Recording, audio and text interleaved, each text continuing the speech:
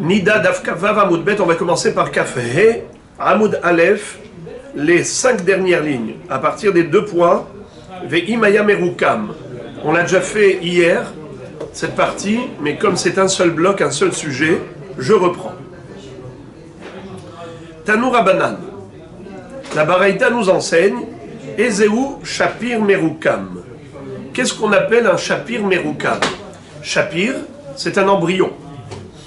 À l'état fœtal, c'est lorsqu'il est Merukam. Ça veut dire que si le Shapir n'est pas Merukam, l'embryon n'est pas encore formé, il n'a pas le statut de Valad.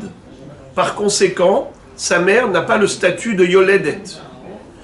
Il n'y aura pas ce digne de 40 jours pour un garçon, 80 jours pour une fille, c'est-à-dire 7 jours de Tum'a et 33 jours de Tahara pour un garçon, ou 14 jours de Tum'a et 66 jours de Tahara pour une fille. Car tout cela, c'est valable que dans la mesure où l'embryon s'appelle fœtus. Mais si le Shapir n'est pas encore Merukam, si l'embryon n'est pas encore formé, alors il ne s'appelle pas fœtus. La mère qui a fait cette fausse couche ne s'appelle pas Yoledet. Si elle n'est pas Yoledet, donc elle n'aura pas les dinim de 14 jours de Tum'a pour une fille ou 66 jours de Tahara. Il n'y aura pas du tout de Dam Tohar. 0 Dam Tohar. Il pourrait y avoir juste un din de Nida normal. Mais par contre, si le Shapir est Merukam, si l'embryon est formé, donc il s'appelle fœtus, elle a fait une fausse couche, elle s'appelle Yoledet. Mais comme on ne sait pas si cet embryon était Zachar ou Nekeva, on lui donne un double statut, la Khumra. Le statut de Nekeva pour la Tum'a et le statut de Zachar pour le Dam Tohar. C'est-à-dire que déjà, pendant 2 semaines, elle sera interdite à son mari, comme si elle avait accouché d'une fille, car peut-être c'était une fille. D'autre part, si elle continue de saigner, elle continue d'avoir des écoulements de sang pendant des semaines, eh bien qu'est-ce qu'on dit? On peut la considérer comme Tehora les Ba'la, après 14 jours, elle peut aller au mikvé, elle peut aller avec son mari, pendant 26 jours. 14 plus 26 égale 40. Comment ça se fait? Pourquoi tu ne dis pas qu'elle a 66 jours de Tahara? Pourquoi tu lui donnes que 26? Car nous disons peut-être que c'était un garçon. Qui dit que c'était une fille? Peut-être oui, peut-être non. Alors il faut être mahmir. Et donc on dit qu'après 40 jours depuis la naissance, depuis la fausse couche, on avait 14 jours où c'est sûr qu'elle était interdite à son mari. Après ça, Dam Tohar, mais Dam Tohar peut être comme un garçon, pas comme une fille. Le garçon, ça s'arrête quand le Dam Tohar? Au 40e jour. Une fille, ça s'arrête quand? Au 80e jour depuis la fausse couche. Mais comme on ne sait pas si c'était une fille ou un garçon, on dit c'était peut-être un garçon. Donc on abrège la période de Tahara et on dit qu'elle ne sera considérée Tehora à son mari que jusqu'au 40e jour. Donc elle aura en tout que 26 jours de Tahara. Ça c'est ce que la Mishnah nous avait dit. Je répète les mots de la Mishnah. Imaya Shapir Merukam, Teshev la Zachar Vela Nekeva. Elle a le statut de Zachar et Nekeva. Zachar la Humra, Nekeva la Humra. Et la Braïta, qu'est-ce qu'elle nous dit? Ezeu Shapir Merukam. Qu'appelle-t-on un embryon formé pour lui donner un statut de fœtus? Abba Shaul Omer, Tehilat Biriyato Merosho. Le début de la formation de l'embryon, ça commence par la manifestation de la tête. La tête commence à surgir, à se former. Et on voit Shte'enav ki shtetipin shel zvuv, 2 yeux comme les 2 yeux d'une mouche. Taner Rabbi Hiya meruhakin zemizé. Rabbi Hiya nous dit que les yeux sont écartés l'un de l'autre, contrairement aux 2 narines. Shne chotamin ki shtetipin shel zvuv. Les 2 narines, comme aussi les 2 yeux de la mouche, mais Taner Rabbi Hiya Mekuravin Zelazé. Les narines sont proches l'une de l'autre. Évidemment, comme chez un être humain normal, les narines sont proches l'une de l'autre, alors que les yeux sont plus éloignés, plus écartés. Upiv Matouach Kehut Se'ara. Et on voit dans la tête la forme de la bouche. Sous quelle forme? Comme un petit cheveu tendu. Ugviyato Ka'adasha. Rashi nous dit que Gviya, ça fait allusion à la Mila, au membre, à la verge. Ça ressemble à une lentille, Ka'adasha.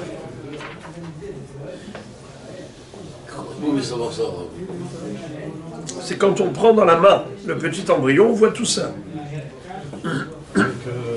Veimaita nekeva, nidona kaseora le orka.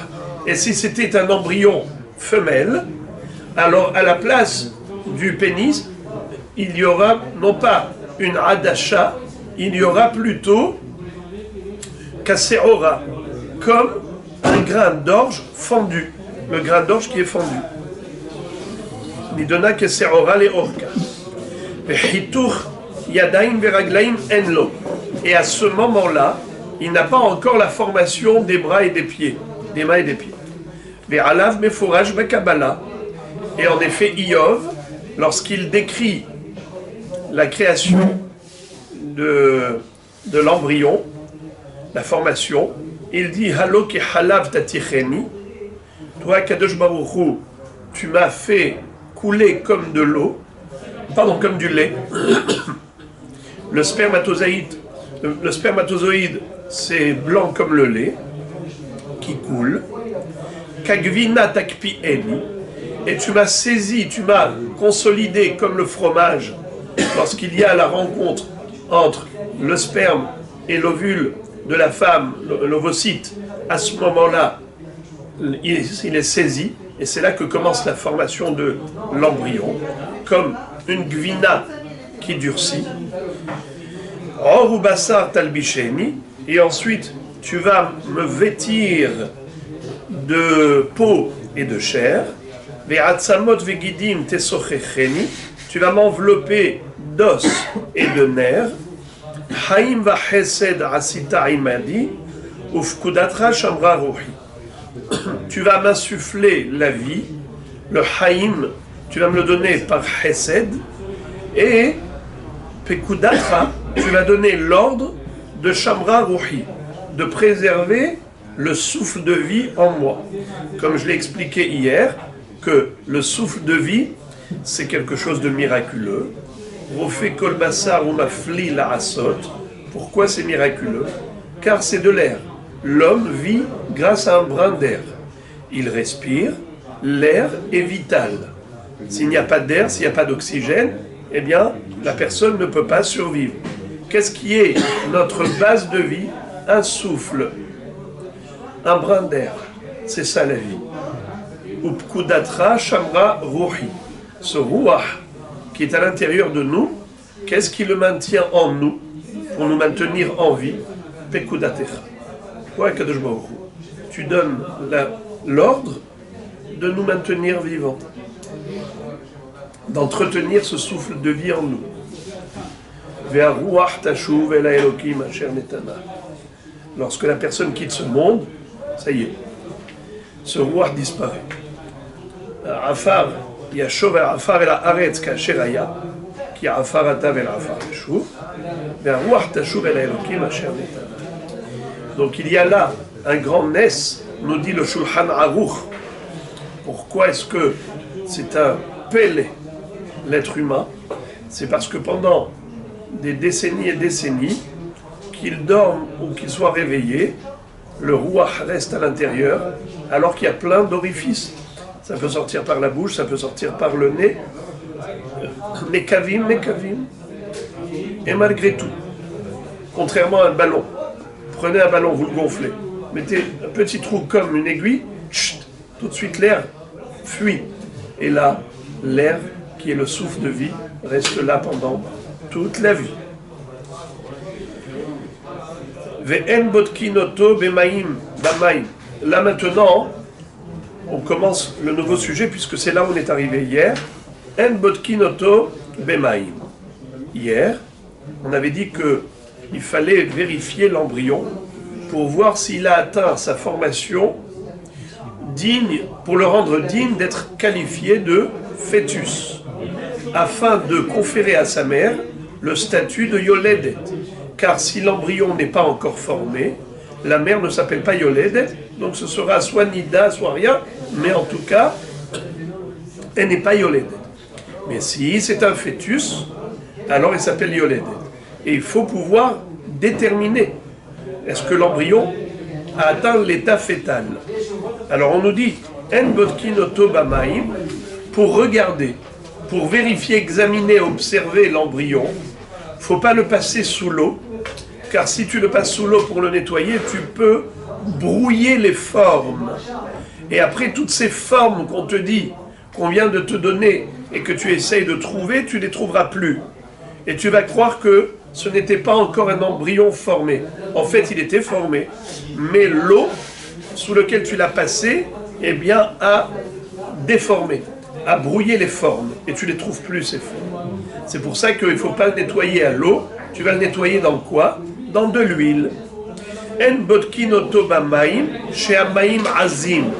Car l'eau est forte. L'eau, elle est brutale. Elle efface les formes. Ça me rappelle le déluge. Comment Akadosh Baruch Hu a décimé l'humanité dans l'eau. L'eau est brutale. Alors, si tu veux bien maintenir les formes, alors avec quelque chose de doux. C'est quoi? Et la botkinoto beshemen, avec de l'huile. Les fiches à shemen, rach, ou metzach tsecho. Car l'huile, c'est tendre, c'est mou, c'est doux, et au contraire, ça fera briller l'embryon. Tu verras encore mieux les formes. Ve'en roimoto et la bahama. Si tu veux bien examiner, avec certitude, va au soleil. Et c'est à la lueur du soleil, de la lumière solaire, que tu verras les choses plus clairement. Et la Braïta continue de nous dire, Ketzal botkin oto. Comment examine-t-on? La Gemara s'étonne de cette question. Et elle ouvre une parenthèse. Et elle dit, Ketzal botkin oto, kede amrinan. On vient de dire exactement comment on fait. Et qu'est-ce qu'on regarde? Alors, j'ai pas compris la question de la Baraïta. Réponse, et là, bame botkinoto leda im zacharhu im nekevahi. En fait, la question est plus précise. C'est, si tu veux maintenant savoir, une fois que tu es persuadé que l'embryon s'appelle embryon, ce qu'on appelle, plutôt fœtus, ce qu'on appelle embryon formé, shapir merukam, c'est lorsqu'il a la tête avec les yeux, avec les narines, nachon, avec la bouche. Mais tu veux maintenant savoir si c'est un garçon ou une fille, tout petit. Comment tu peux savoir si c'est un garçon ou une fille? C'est minuscule. Alors il te dit, regarde ce que tu dois faire. Abba Shaoul bar Nash, Ve'amrela Abba Shaoul bar Ramash. Il y avait un rav qui s'appelait ainsi. Alors certains disent qu'il s'appelait bar Nash, d'autres disent qu'il s'appelle bar Ramash. Alors ce rav Abba Shaoul, qu'est-ce qu'il nous dit? Mevi kesam sherosho halak, c'est-à-dire qui prend un genre de tige de bois, mais qui soit bien poli et lissé au sommet. Il faut surtout que ce ne soit pas quelque chose qui est rêche, rude, avec des pics. Il faut que ce soit bien poli. Le sommet de ce cure-dent. Mevi kesam sherosho halak, ou mena neya be'oto makom. Et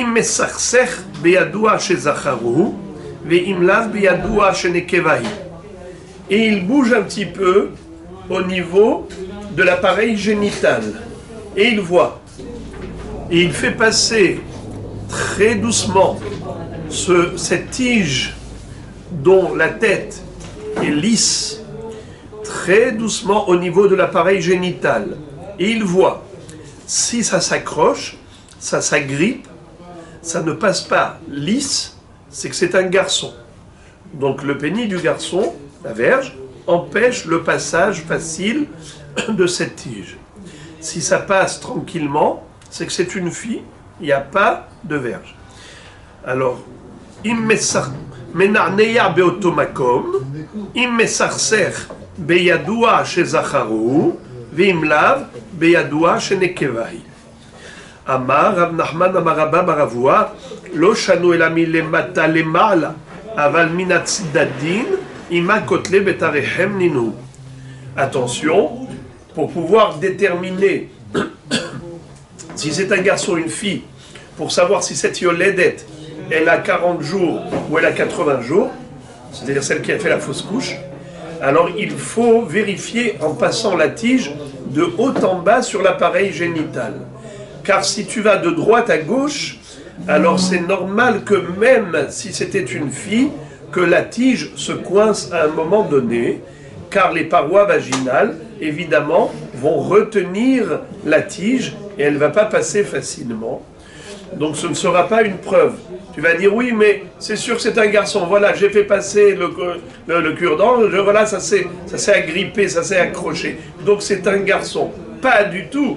Ça dépend quel était ton mouvement. Si tu l'as fait de haut en bas, d'accord, mais si tu l'as fait de droite à gauche, eh bien, il n'y a pas de différence. Que ce soit une fille ou un garçon, ça va toujours s'agripper. C'est la raison pour laquelle il faut aller que de haut en bas. Amar Avada bar Ahava, Tana, Imaita Nekeva, Nidona Kisrora Seduka, Matkifla Rav Nachman, Vedilma Hutchel Betsim Ninhu. La Gemara la Baraïta plus haut nous avait dit que comment est-ce qu'on vérifie, on regarde et on voit si c'est comme un grain d'orge fendu, alors c'est que c'est certainement une fille et pas un garçon. La Gemara s'étonne par rapport à cela en disant mais peut-être que c'est le Hutchel Betsim, c'est-à-dire que entre les testicules il y a comme un genre de hout. Il y a comme un fil qui sépare entre les deux testicules. Alors peut-être que en fait c'était un garçon et c'était le Hutchel Betsim. Pourquoi tu penses que c'est plutôt une fille comme un grain d'orge avec un hout au milieu? Peut-être que c'est pas une fille, peut-être c'est un garçon et qui a simplement Hutchel Betsim. Réponse Amar Abaye. Hashta Betsim Gufayhu lo yedi'e Hutchel Betsim yadia. Il dit c'est pas possible, car à ce moment-là, à l'état embryonnaire, on ne peut pas même pas distinguer les testicules. Tu veux pouvoir distinguer même le hout, le fil qui sépare les deux testicules, c'est impossible. Donc si tu vois une fente, c'est forcément une fille. Amarav Amran, Tana, Shete Yerechotav, Kishne Hutim Shel Zehorit. Lorsque l'embryon continue de se former, eh bien, on avait dit que ça commençait par la tête, les yeux, le nez, la bouche, mais ensuite, il y a la formation des mains et des pieds. Alors d'abord, on nous parle des pieds. Shteyerechotav, kishne hutin shel zehorit. Ces deux pieds, c'est comme deux fils rouges. La shon shel zehorit.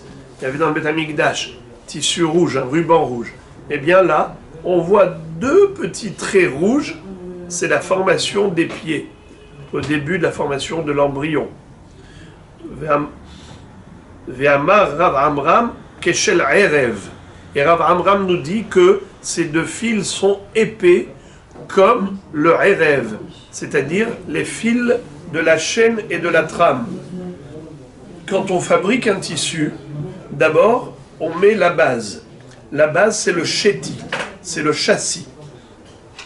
C'est quoi cette base? On prend un cadre et on met des fils qui sont parallèles.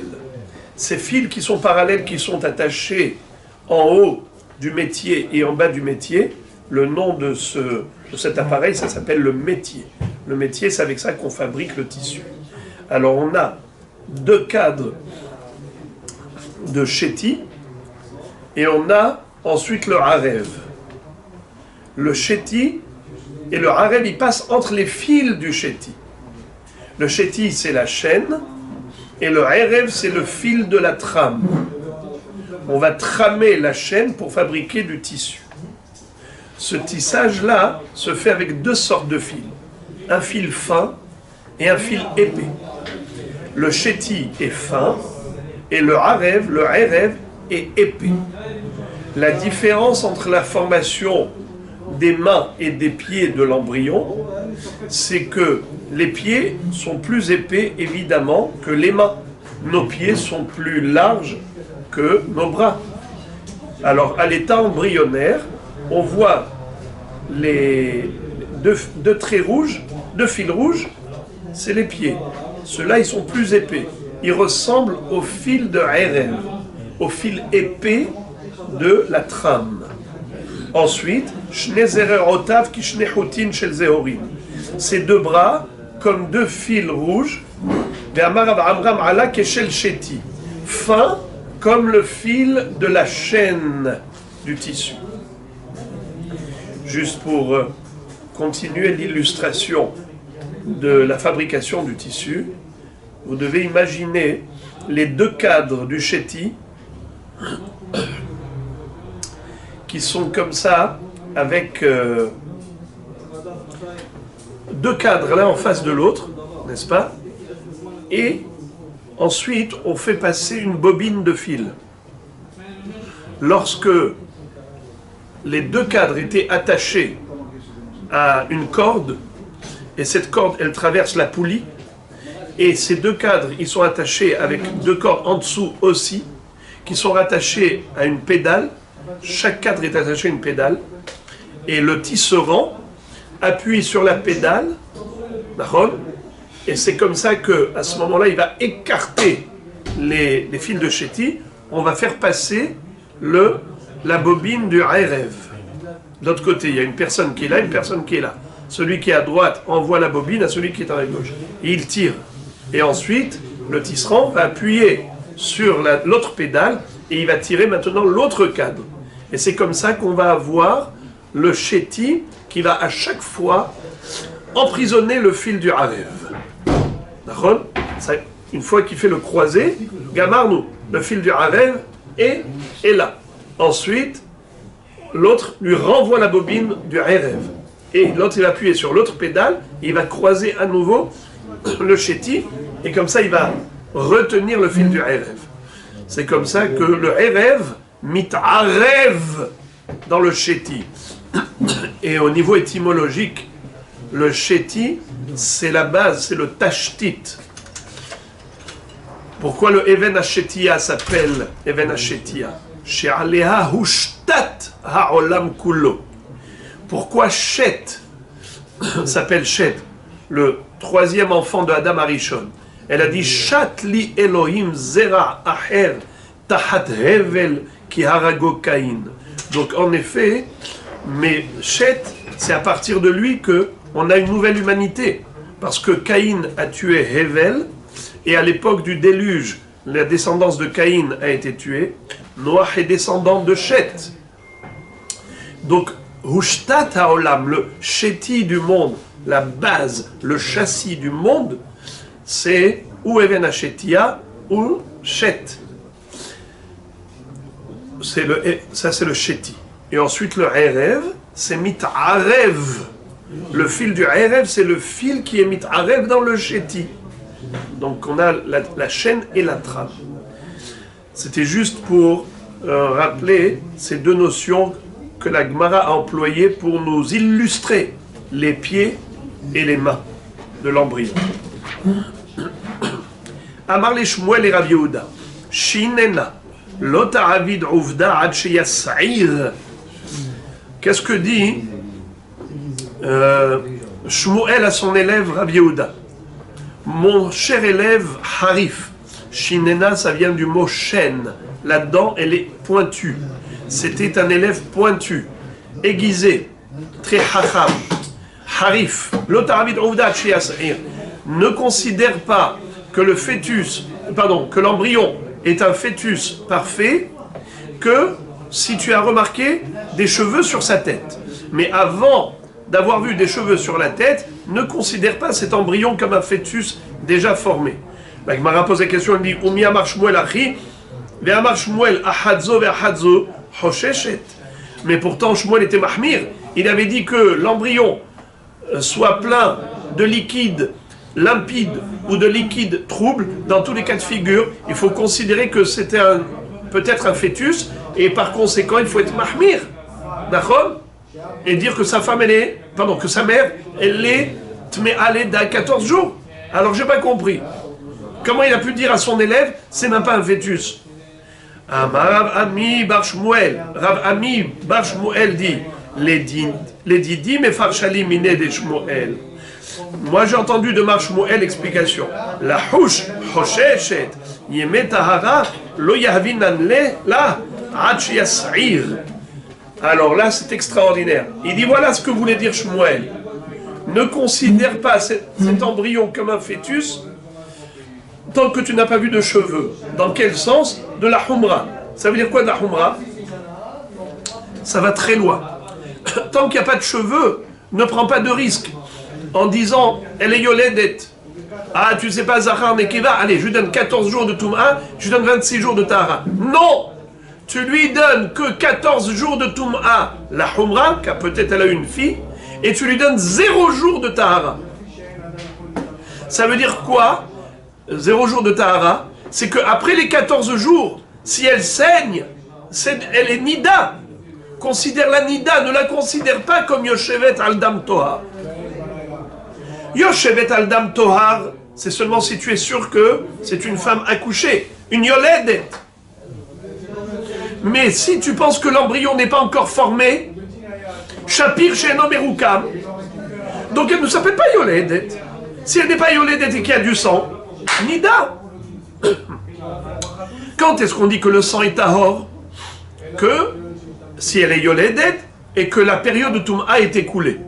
La période de Toum'a, elle est au maximum 14 jours. Après 14 jours, même si elle saigne, c'est Dam Tohar. Alors ok, tu as peut-être peur que c'est pas une fille, c'est peut-être un garçon, tu lui donnes au moins 26 jours de Tahara, de Dam Tohar. 26 jours de Dam Tohar. Shmuel lui dit, tu donnes 0 jours. Tu es mahmir, ne prends pas de risque. Quand est-ce que tu peux être tranquille que si tu as vu des cheveux sur la tête du fœtus? Là, tu es sûr. C'est une yoledet. Elle a fait une fausse couche d'un fœtus et pas d'un embryon qui n'est pas encore formé. Et par conséquent, là maintenant, une fois qu'il a les cheveux, tu peux voir garçon, fille, et tu détermines. 7 jours, 14 jours, 66 jours ou 33 jours. Là, tu appliques toutes les lois de Yoledet. Mais sinon, s'il n'y a pas de cheveux, ne te fie pas à tout ce qu'on a appris. Tout ce qu'on a appris, c'est que de la théorie, c'est pas de la pratique. Ne commence pas à jouer avec le petit cure-dent et de voir garçon, fille, les pattes rouges, les pieds rouges, les mains rouges, les yeux qui ressemblent à des mouches. Ne joue pas avec ça. On n'est pas suffisamment compétent pour être sûr de notre coup. Alors tu veux être sûr, prends pas de risque. C'est quand que tu prends pas de risque? S'il y a des cheveux sur la tête. Là tu es sûr et certain que ça c'est un fœtus bien formé, tu peux déterminer un garçon, une fille, tu es tranquille. Mais s'il n'y a pas de cheveux, c'est qu'il est vraiment petit, ne court pas de risque. Qu'est-ce que tu fais? Hosheshet. Donne-lui 14 jours de Toum'a, et après 14 jours de Toum'a, tu attends qu'elle arrête de saigner. Une fois qu'elle a cessé de saigner, là, à ce moment-là, elle procédera à ce que fait une femme normale lorsqu'elle est Nida.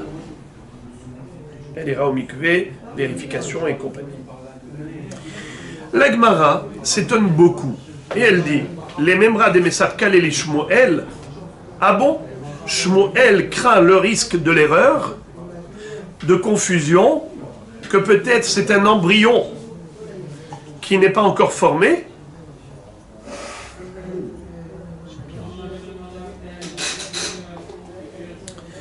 Veha haou shapira de ataï le kame de mar Shmuel. Ve'amar ha bar arba'in le had yoma. Vehashiv miyoma deazla litvila ad hahu yoma velo hava el 40 yomin ve'amar lehu hay benida baal kafteh ve'odeh. La Gemara dit, c'est très étonnant cela. Pourtant Shmuel était docteur.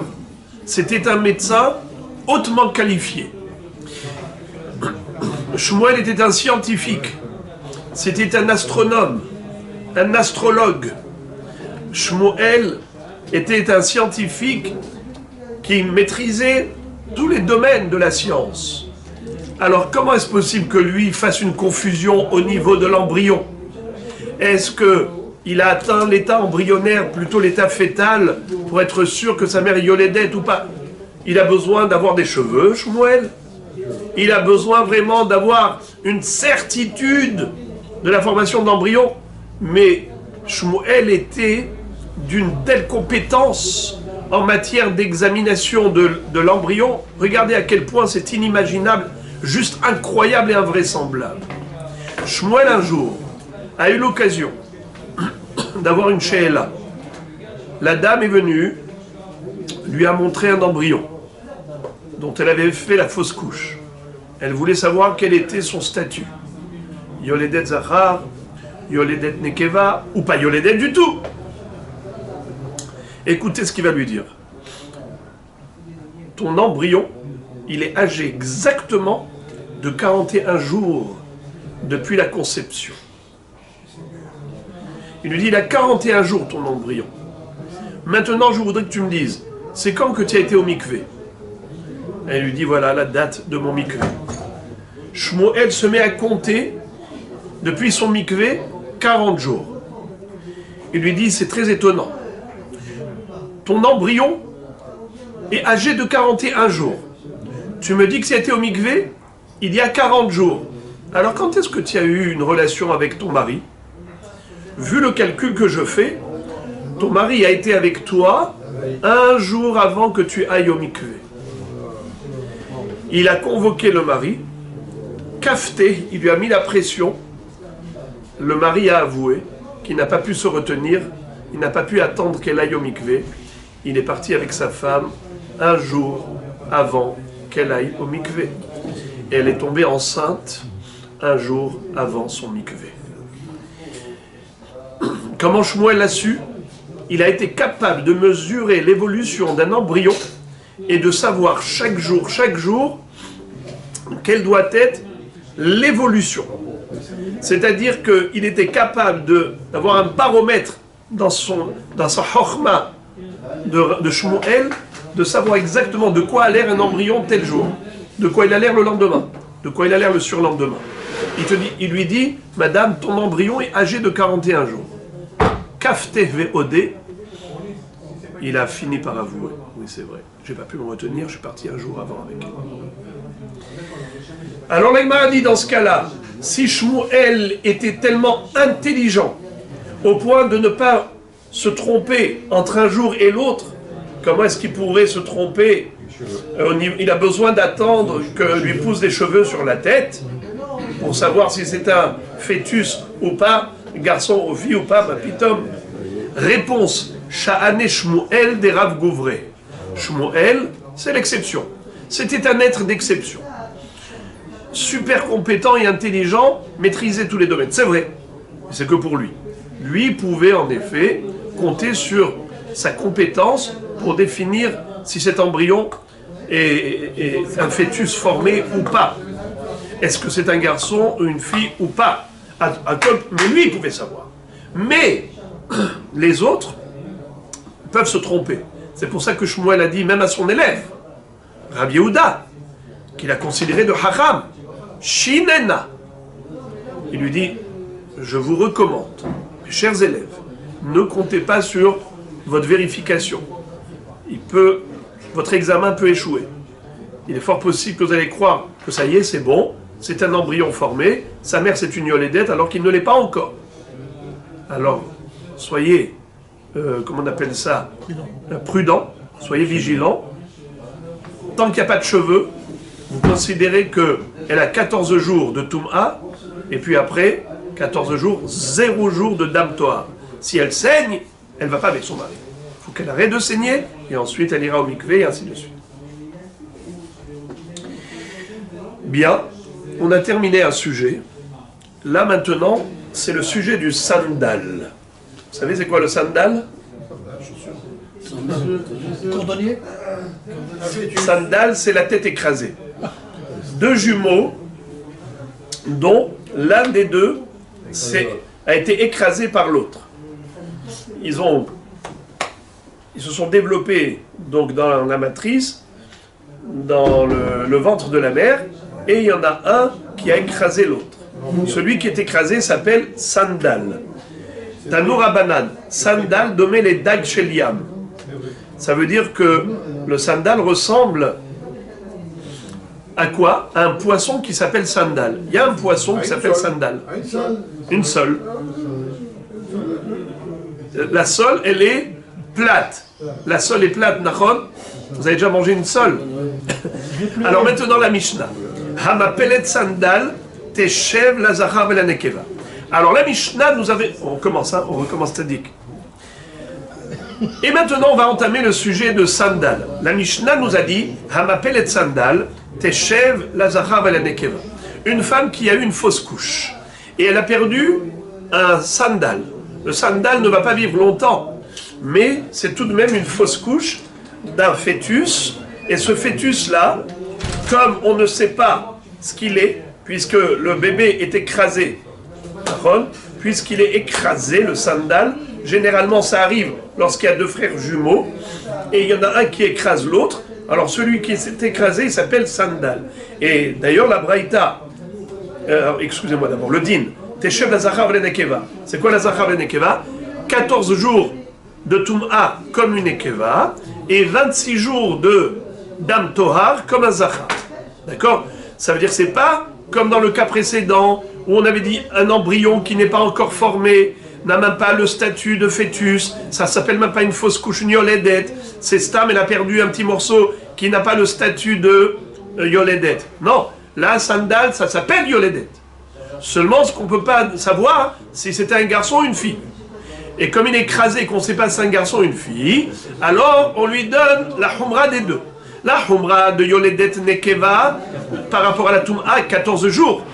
Mais au niveau du dam tohar, si elle a du sang qui coule après les 14 jours, alors est-ce qu'on va dire que c'est comme une fille qui a 66 jours, la yoledet elle a 66 jours de dam tohar? Non, on dit que peut-être c'était un garçon, et donc le dam tohar n'est toléré jusqu'à quand? Que jusqu'au 40e jour.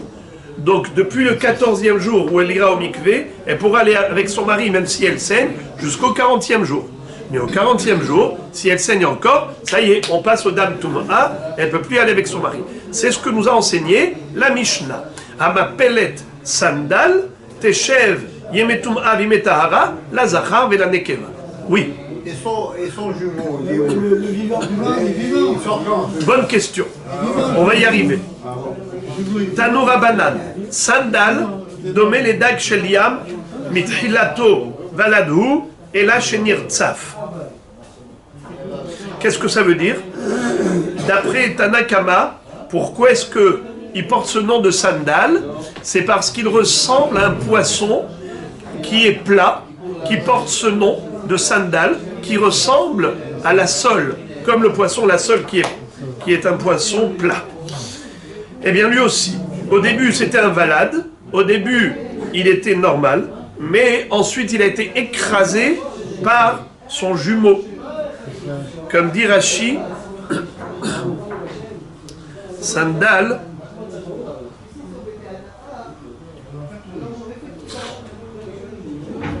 regardez Rashi, ou bien, avant de voir le Rashi, il y a une deuxième définition et c'est là-dessus que Rashi se rapporte. D'accord? Regardez. Rabban Shimon Gamliel Omer, sandal domen elachon shel shor hagadol. Qu'est-ce que ça veut dire? Le sandal, il ressemble à une langue de bœuf. Le bœuf, il a une grosse langue. Eh bien, le fœtus, il ressemble à cela quand il a été écrasé, comme si c'était un morceau de chair plat. Mishum rabotenu eridou, sandal, tsarir, surat, panim.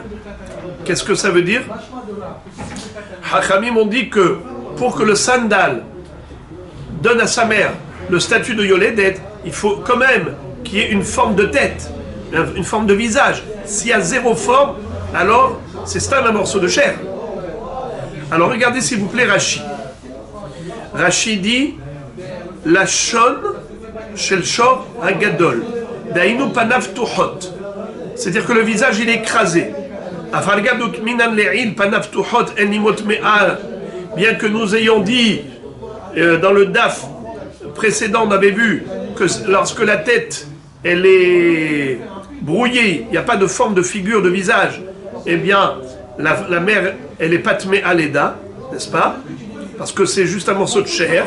Mais gabé sandal badaï motmé aleda, devlad she'imo mochia halav, devlad hu, et là she'nimo kalide havero she'dehako. Étant donné qu'il a un frère jumeau, dans le même ventre, alors le jumeau qu'il a écrasé est la preuve que lui, ce sandal, c'est pas juste un morceau de chair, c'était en effet un bébé qui a été écrasé. Tsarich tsurat panim, Raboteinu amud tsarich tsurat panim. Amar Rabbi Yehuda halacha, sandal tsarich tsurat panim. Amar Abada, Amar Rabbi Yosef, Amar Rabbi Yitzchak, sandal tsarich tsurat panim, vafilu me'achorav. Mashal le adam shesatar et havero, vehzir et panav le achorav. Qu'est-ce que ça veut dire? Rashi dit, tsarich tsurat panim, afilu me'achorav, klomar, afilu eno ela me'achorav have valad. Mashal le adam shesatar et havero. Qu'est-ce que ça veut dire?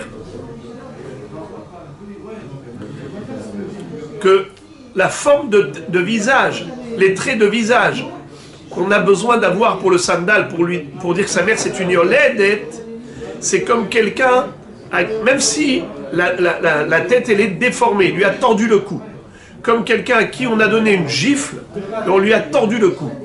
Alors bien que c'est pas une surat panim qui est homogène, harmonieuse par rapport au corps, mais au moins il y a une surat panim même si c'est me'achorav. Alors ici, je voudrais vous lire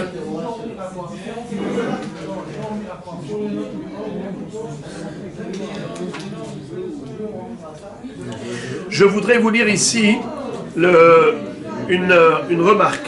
Rabotenu holkim al Rabban Shimon ben Gamliel. Rabotenu, quand on a dit Rabotenu he'idu sandal tsarich tsurat panim, est-ce que il est en accord avec Rabban Shimon ben Gamliel? Évidemment que non. Parce que Rabban Shimon ben Gamliel a dit que ça ressemble à quoi le sandal? Ça ressemble à une langue. La langue d'un bœuf n'a pas de trait de visage, n'a pas de portrait, n'a rien du tout. C'est une forme plate. On voit rien du tout, il n'y a aucune forme. Rabotenu cholkim al Rabban Shimon ben Gamliel. Qui me dit vrai Rabban Shimon ben Gamliel? Olé, chez sandal domé, les lachon shel shor. ולסנדל ואין לו צורת פנים כלל, אבל רבותינו סוברים שגם הסנדל יש לו צורת פנים.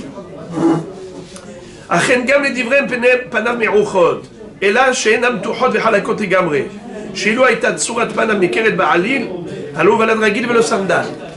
Ils nous expliquent que Rabotenu, quand ils ont dit qu'il y a une forme de visage, évidemment que ce n'est pas une forme de visage normale.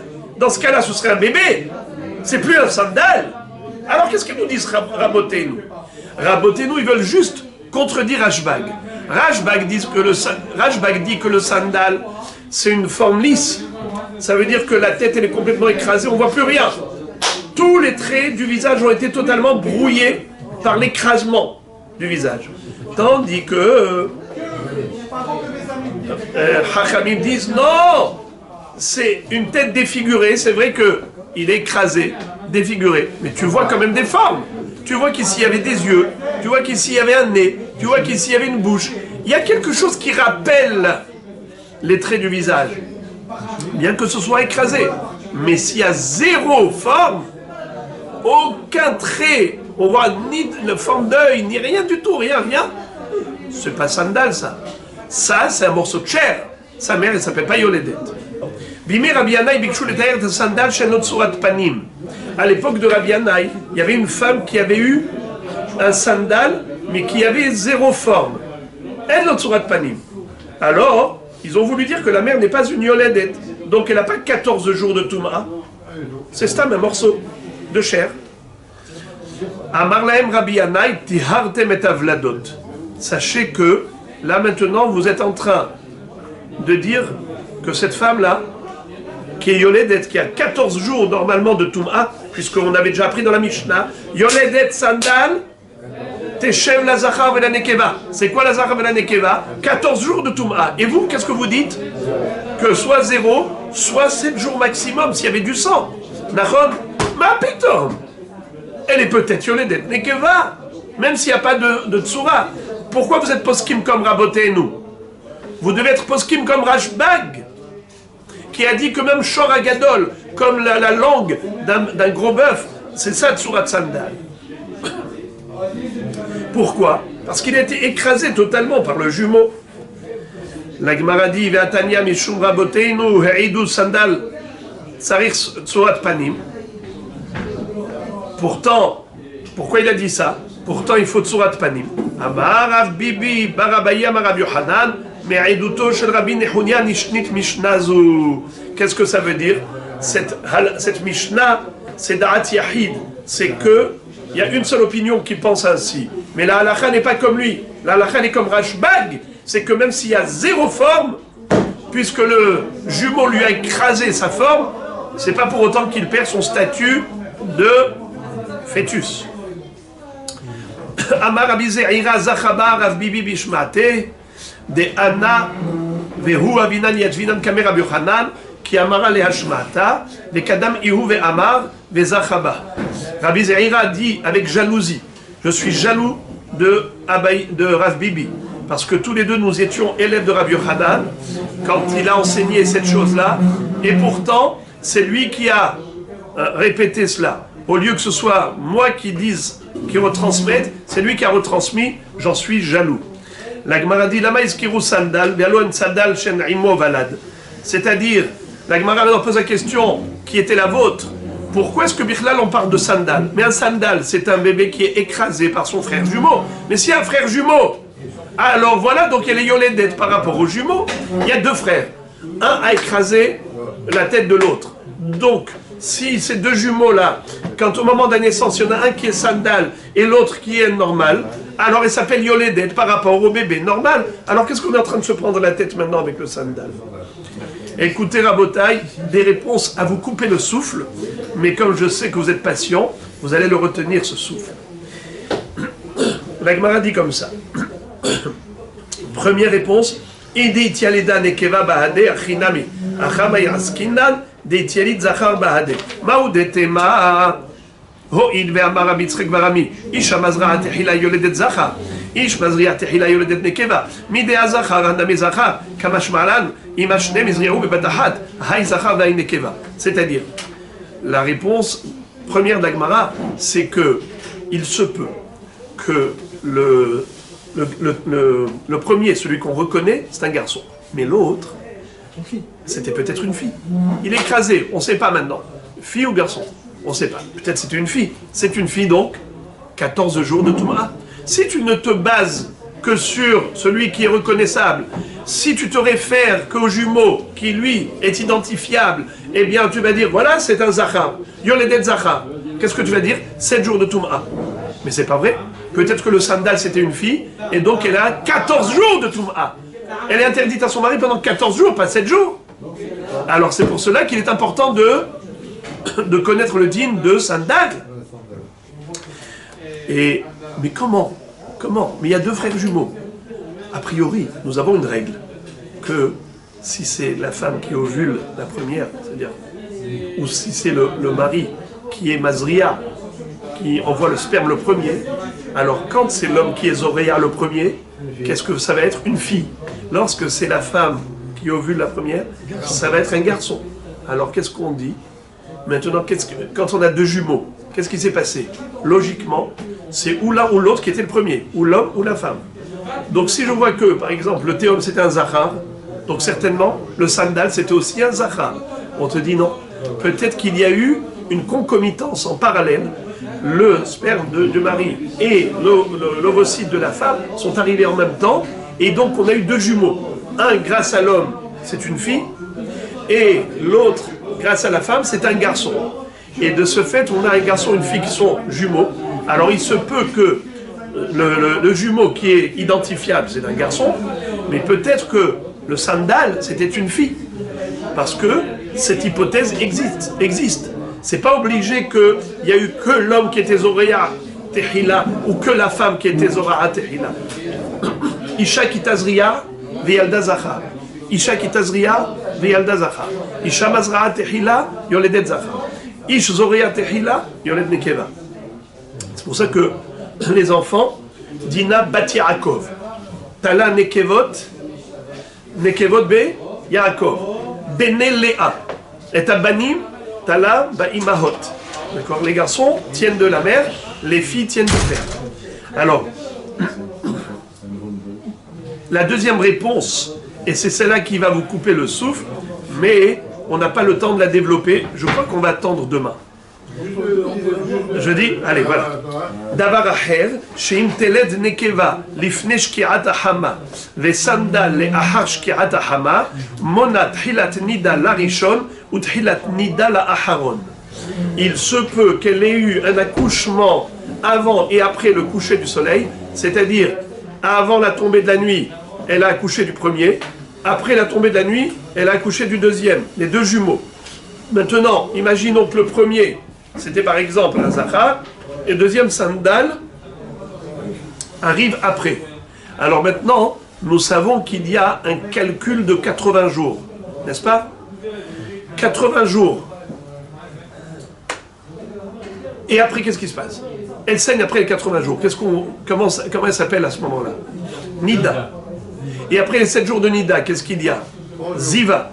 On connaît la halakha les Moshe Misinaï, 7 jours Nida, 11 jours Ziva. 7 jours Nida, 11 jours Ziva. Quelle est la différence entre Nida et Ziva? Nida, c'est 7 jours. Je parle Minatora, je ne parle pas des halakhot applicables de nos jours. Ne pas retenir rien du tout au niveau de la halakha. Parce qu'aujourd'hui, les Chachamim avaient décrété, plutôt Bnot Israël Kiblu ala Atzman, Amar Abizera. Bnot Israël Kiblu ala Atzman, Sheyoshvot Shivanikim, Afilu Ro'ot Ipadam Kehardal. Donc, rien à voir avec la halakha, d'accord? Je parle que des théories. Minatora, il y a la période de Nida, c'est 7 jours, même si elle saigne pendant les 7 jours.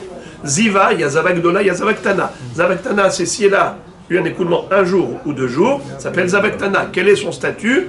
Elle est Shomeretium Kenegedium. Il faut juste 1 jour propre et après elle va au mikvé. Si elle est Zavak Dola, c'est-à-dire qu'elle a eu 3 jours de saignement d'affilée, alors elle est des Zavak Dola. Dans ce cas-là, qu'est-ce qui se passe? C'est 7 jours, Nekiyim. Shivra, Nekiyim. Et après ça, elle va au mikvé. Alors maintenant, le calcul, si elle est dans la période de Ziva ou période de Nida, c'est en fonction de quand est-ce qu'elle a commencé à compter le nouveau saignement après les 80 jours. Mais 80 jours, qu'est-ce qu'il était le sandal? Imaginons, le jumeau, c'était pas un jumeau, c'était une jumelle, 80 jours. Le sandal, qu'est-ce qu'il était? Fille ou garçon? Ou l'inverse? Le jumeau, c'était un garçon, et le sandal, c'était une fille. Alors, à partir de quand on commence à calculer Nida et Ziva? Le calcul va être faussé, erroné par le sandal. Eh bien, c'est ça ce qu'on est en train de dire ici. Chez Im Teled Nekeva, Difne Shkiat Achama, Vesandal, les Ahar Shkiat Achama. Au début, c'était une jumelle, et après ça, elle a eu le sandal après Shkiat Achama. Monat Hilat Nida Larishon.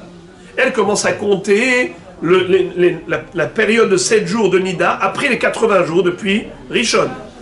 Mais Trilat Nida la Haron. Mais après ça, Trilat Nida la Aharon. Ça veut dire que quoi? Imaginons que le sandal c'est aussi une fille, une jumelle. Alors tu commences à compter encore 80 jours depuis quand? Depuis la deuxième. Depuis la deuxième. Un jour de plus. Un jour de plus, bravo. Un jour de plus. Donc maintenant, qu'est-ce qu'il était sandal, garçon ou fille? Si c'était un garçon, alors lui, tu ne peux pas compter à partir de lui 80 jours. Lui, ça s'arrête à 40 jours. C'est englobé dans les 80. Donc tu ne peux compter qu'à partir du premier, de la première, la jumelle, qui est né avant la Shkira, donc c'est un jour de moins.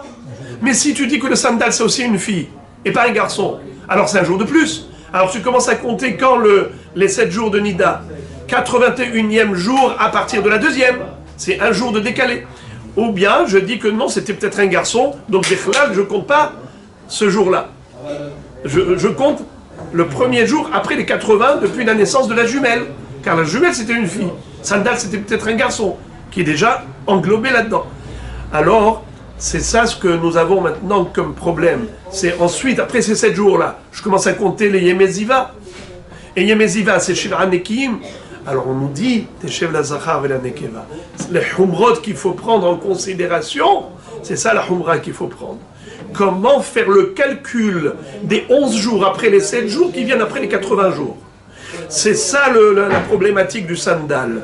Et le sandal, et comment tu m'as dit, mais attends, je comprends pas, mais avec le sandal, il y a eu un bébé qui est né, suit le bébé qui est normal, qui est identifiable. Tu dis, mais non, lui il est né avant la Shkira, mais le sandal il est né après la Shkira, de ce fait il m'a décalé d'un jour, c'est ça mon problème, pourquoi j'ai besoin de dire Teshev la Zachar et la Nekeva.